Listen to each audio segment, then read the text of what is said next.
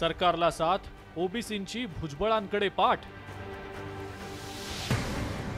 OBC अधिवेशनाला भुजबळांची अनुपस्थिती। बोलावूनही भुजबळ गैरहजर, महासंघाचा दावा। विरोध नसल्याची भुजबळांची प्रतिक्रिया।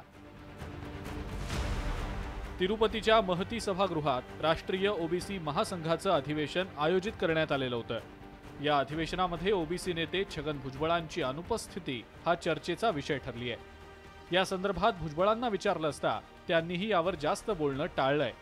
ज्यांना ओबीसीचं काम करायचंय त्यांनी करावं, आपला कुणालाही विरोध नाही असं भुजबळ म्हणाले।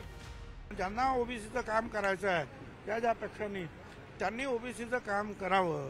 54% लोकसंख्या आहे ओबीसीची। आता 13-14 कोटी हा महाराष्ट्र आहे, तर त्याच्यामध्ये निश्चितच जे आहे 7-8 कोटी ओबीसीचे लोक आहेत।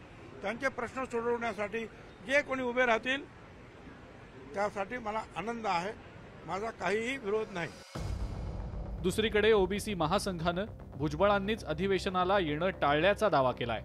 त्यांच्याशी अनेकदा संपर्क केला, परंतु ते कार्यक्रमात आले नाहीत अशी प्रतिक्रिया राष्ट्रीय ओबीसी महासंघाचे अध्यक्ष बबनराव तायडे यांनी दिलेली आहे।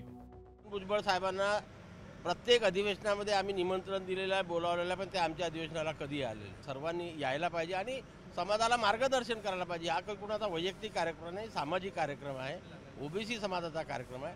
ओबीसी समाजाचे जे स्वतःला नेते समजतात त्यांची तेवढीच जबाबदारी आहे की त्यांनी अशा प्रकारच्या अधिवेशनाला स्वतःहून येऊन आम्हा ओबीसी कार्यकर्त्यांना मार्गदर्शन करायला पाहिजे। एकीकडे ओबीसी महासंघ ओबीसींच्या प्रश्नांसाठी अधिवेशनाच्या मार्फत सरकारचं लक्ष वेधतोय, तर दुसरीकडे ओबीसींचे नेतेच अनुपस्थित राहत असल्याचं समोर येत आहे।